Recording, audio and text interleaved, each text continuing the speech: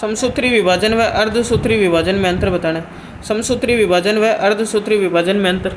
तो समसूत्री विभाजन के बारे में ध्यान रखना है, यह विभाजन कई कोशिकाओं में पाया जाता है। समसूत्री विभाजन के बारे में ध्यान रखना है, यह विभाजन कौन सी कोशिकाओं में, कई कोशिकाओं में पाया जाता है, जबकि अर्धसूत्री कौन सी होती है, जनन कोशिकाओं में पाया जाता है।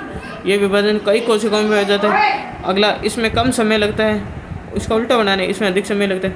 यह कई कोशिकाओं में पाया जाता है, इसमें कम समय लगता है, इसमें कम समय लगता है, इसमें कम समय लगता है। इस विभाजन के दौरान एक कोशिका से, समसूत्री की बात हो रही, इस विभाजन के दौरान एक कोशिका से दो कोशिकाओं का निर्माण होता है, यहाँ चार होता है। इस संतति कोशिका क्या, इस विभाजन के दौरान एक कोशिका से दो कोशिकाओं का निर्माण होता है।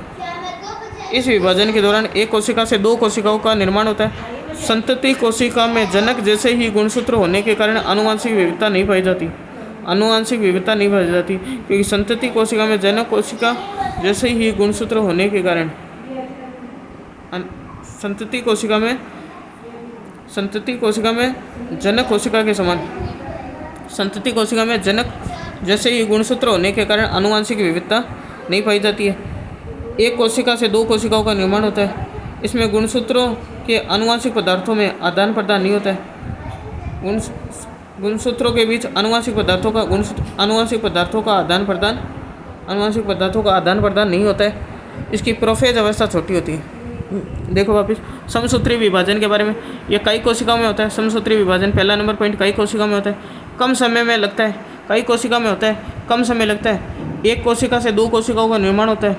आनुवंशिक विविधता नहीं पाई जाती है, आनुवंशिक विविधता नहीं पाई जाती है। क्यों? क्योंकि संतति कोशिका में जनक कोशिका के समान के जैसे गुणसूत्र होने के कारण आनुवंशिक विविधता नहीं पाई जाती है। एक कोशिका से दो कोशिकाओं का निर्माण होता है और गुणसूत्रों के बीच आनुवंशिक पदार्थों का आदान प्रदान नहीं होता है। आनुवंशिक विविधता नहीं पाई जाती, मतलब क्या हुआ, गुणसूत्रों के बीच आनुवंशिक पदार्थों का आदान प्रदान नहीं होता है। इसकी प्रोफेज अवस्था क्या होती है, सबसे छोटी होती है। इसकी प्रोफेज अवस्था क्या होती है, लंबी होती है। आगे एक और पॉइंट है, वो और देख लेते हैं साथ में। इसकी प्रोफेज अवस्था सबसे छोटी होती है, ध्यान रखना, समसूत्री में, और इसमें बड़ी होती है, लंबी होती है।